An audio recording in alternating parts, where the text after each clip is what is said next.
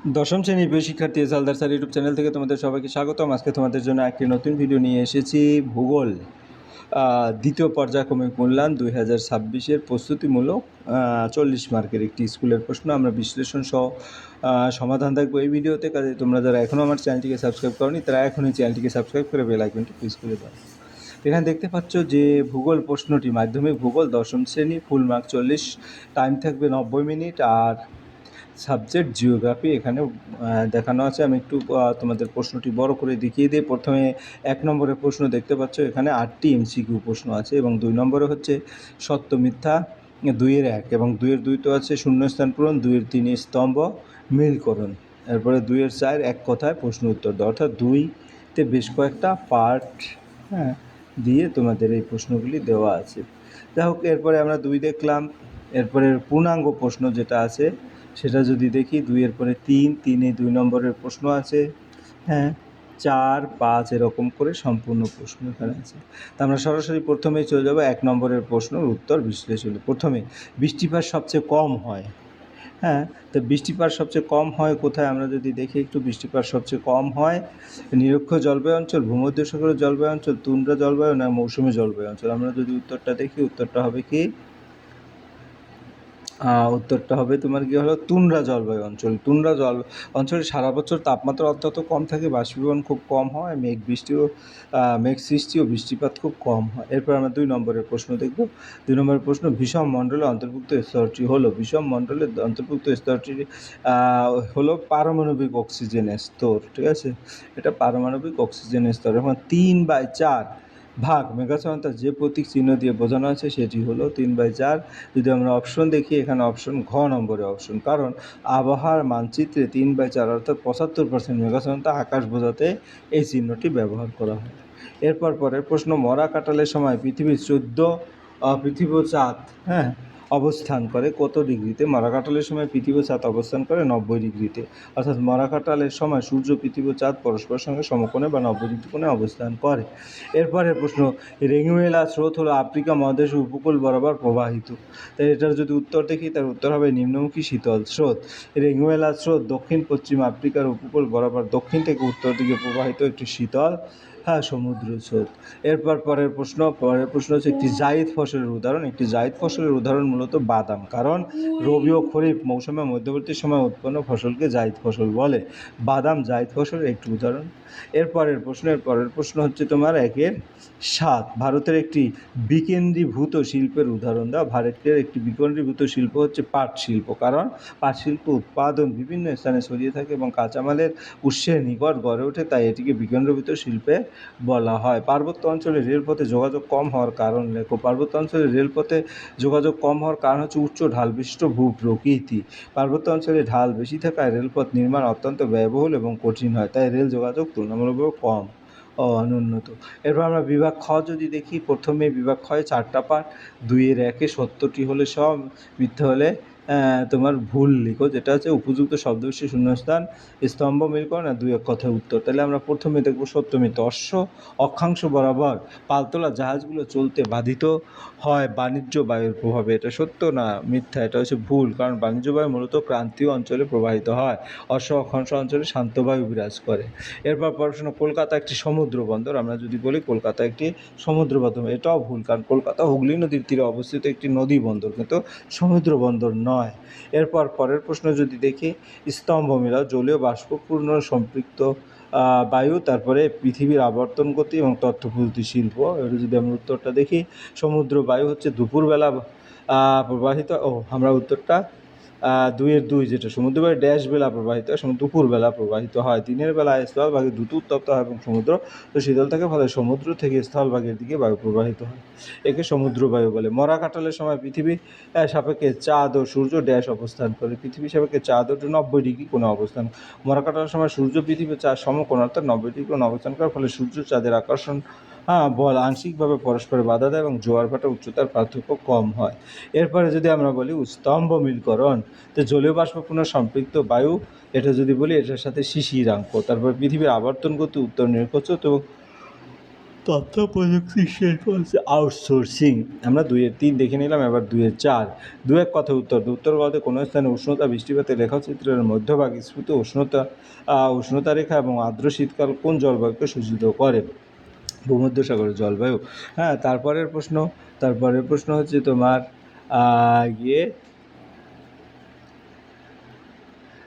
বিভাগ ঘ, যেটা ২ নম্বরের প্রশ্ন। আমরা যদি বিভাগ ঘ দেখে আসি, বিভাগ ঘ হচ্ছে যেটা নিচের প্রশ্নগুলো 4টা প্রশ্নের উত্তর 2 মার্ক করে। জলীয় বাষ্প বায়ুমণ্ডলের অত্যন্ত গুরুত্বপূর্ণ উপাদান, বক্তব্যটি সপক্ষে 2টি যুক্তি দেখাও।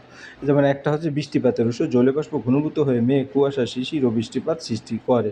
তাপমাত্রা নিয়ন্ত্রণ। জলীয় বাষ্প সূর্যতাপ শোষণ ও বিকিরণের মাধ্যমে পৃথিবীর তাপমাত্রা নিয়ন্ত্রণ করে।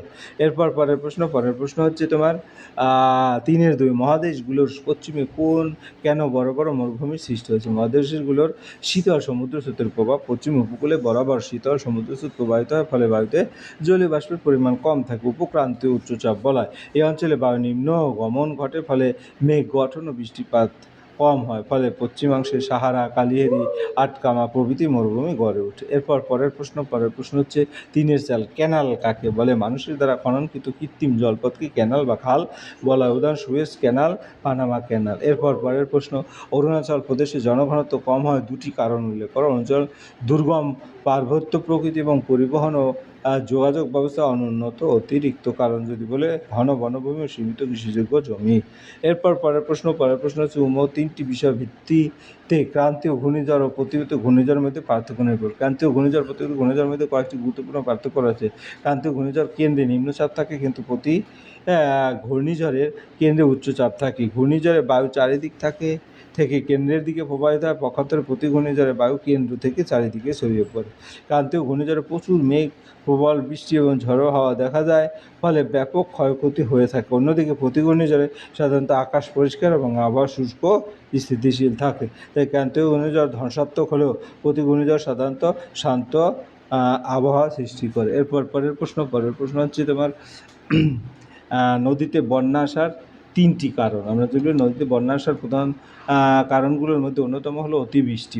স্বল্প সময়ে অতিবৃষ্টিপাত হলে নদীর জলধারণ ক্ষমতা ক্রম করে বন্যার সৃষ্টি হয়। দ্বিতীয়ত, নদীর তলদেশে পলি জমে, নদীর গভীরতা কমে গেলে জল সহজে উপচে পড়ে। তৃতীয়ত, বাঁধ ভেঙে যাওয়া বা জলধার থেকে হঠাৎ অতিরিক্ত জল ছেড়ে দিলে নদীর জলস্তর দ্রুত বৃদ্ধি পায় এবং বন্যা দেখা দেয়। এছাড়া বনভূমি ধ্বংস, নদীখাত সংকুচিত হওয়া এবং অপরিকল্পিত নগরায়ণ বন্যার ঝুঁকি বাড়ায়, ফলে জনজীবন, কৃষি ও সম্পদের ব্যাপক ক্ষতি হয়। পরের প্রশ্ন বিভাগ চতে 5 দাগ নম্বর বায়ুমণ্ডলে উষ্ণতার। চতে যদি আমরা প্রশ্নটা দেখে আছি, বিভাগ চ। 5 নম্বর। এটা কিন্তু প্রতিটা 5 মার্ক 2টা প্রশ্ন আছে। প্রথম প্রশ্ন বায়ুমণ্ডলের উষ্ণতার তারতম্য নিয়ন্ত্রণ হিসেবে অক্ষাংশ উচ্চতার ভূমিকা ব্যাখ্যা করো। বায়ুমণ্ডলের উষ্ণতার তারতম্য নিয়ন্ত্রণে অক্ষাংশ উচ্চতা অত্যন্ত গুরুত্বপূর্ণ ভূমিকা পালন করে। পৃথিবীর বিভিন্ন সূর্যরশ্মির পতন কোণ এক নয়। নিরক্ষরেখার নিকটবর্তী অঞ্চলে সূর্যরশ্মি প্রায় লম্বভাবে পতিত হয়, ফলে অল্প স্থানে অধিক তাপ কেন্দ্রীভূত হয় এবং তাপমাত্রা তোমার হলো বেশি থাকে। কিন্তু নিরক্ষরেখা থেকে মেরু অঞ্চলের দিকে অগ্রসর হলে সূর্যরশ্মি ক্রমশ তির্যকভাবে পতিত হয়। এর ফলে একই পরিমাণ তাপ বৃহত্তর অঞ্চলে ছড়িয়ে পড়ে এবং বায়ুমণ্ডলে কম উত্তপ্ত হয়, তাই অক্ষাংশ বৃদ্ধির সম্ভাবনা থাকে। অন্যদিকে উষ্ণতা নিয়ন্ত্রণের একটি গুরুত্বপূর্ণ উপাদান।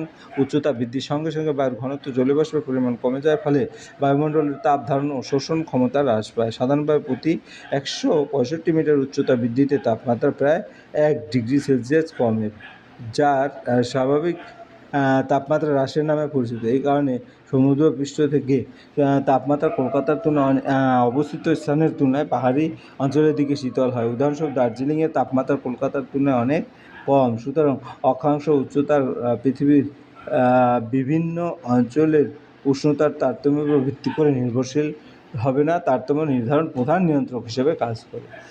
পরের প্রশ্ন হচ্ছে তোমার ভারতের বড় শহর ও নগরগুলো দ্রুত নগরায়ণ কারণে কী কী সমস্যার সম্মুখীন হয় তা আলোচনা করো। ভারতের বড় শহর ও দ্রুত নগরায়ণের ফলে বিভিন্ন সামাজিক, অর্থনৈতিক ও পরিবেশগত সমস্যা দেখা দিয়েছে। উন্নত কর্মসংস্থান, শিক্ষা ও স্বাস্থ্য পরিবেশের আশায় গ্রামাঞ্চল থেকে বহু মানুষ শহরে চলে আসে। এর ফলে শহরগুলিতে জনসংখ্যার চাপ ক্রমাগত বৃদ্ধি পেয়েছে। অতিরিক্ত জনসংখ্যার কারণে আবাসনের সংকট দেখা দেয় এবং তোমার বস্তি অনুন্নত বসতির সংখ্যা বৃদ্ধি পায়, যানবাহনের সংখ্যা বৃদ্ধি পায়, তীব্র যানজট সৃষ্টি হয়, যার ফলে সময় ও জ্বালানির সব অপচয় হয়। একই সঙ্গে শিল্প কারখানা, যানবাহনের ধোঁয়া, বায়ু দূষণ বাড়ছে। এছাড়া শব্দ দূষণ ও জল দূষণ নগর জীবনকে প্রভাবিত করেছে। দ্রুত নগরায়নের ফলে তোমার বিশুদ্ধ পানীয় জলের চাহিদা বৃদ্ধি পেলেও সরবরাহ অনেক ক্ষেত্রে অপর্যাপ্ত নিকাশি ব্যবস্থা, কঠিন বর্জ্য ব্যবস্থার বড় সমস্যা হয়ে দাঁড়িয়েছে। হ্যাঁ, তারপরে আমরা যদি দেখি কর্মসংস্থানের তুলনায় জনসংখ্যা দ্রুত বৃদ্ধি পাওয়া, বেকারত্ব, দারিদ্র্যের সমস্যা বৃদ্ধি পাচ্ছে। অপরিকল্পিত নগর বিস্তারের ফলে কৃষিজমি, সবুজ এলাকার পরিমাণ কমে যাচ্ছে, যা পরিবেশের ভারসাম্য নষ্ট করছে। তাই নগর সমস্যার সমাধানের জন্য পরিকল্পিত নগরায়ন, উন্নত পরিবহন ব্যবস্থা, পরিবেশের সংরক্ষণ ও সুষ্ঠু বর্জ্য ব্যবস্থাপনা অত্যন্ত প্রয়োজন। এর মাধ্যমে টেকসই নগর উন্নয়ন সম্ভব। এই ছিল তোমার এই ভিডিওর আদ্যপ্রান্ত। আশা করি ভিডিওটি যদি মনোযোগ সহকারে দেখো তাহলে ফুল প্রশ্ন কিন্তু ক্লিয়ার বুঝতে পারবে। ভিডিওটি দেখার জন্য অসংখ্য ধন্যবাদ। ভিডিওটি ভালো লাগলে লাইক, কমেন্ট, শেয়ার করতে ভুলবে না। আজ এই পর্যন্তই। ধন্যবাদ সবাইকে।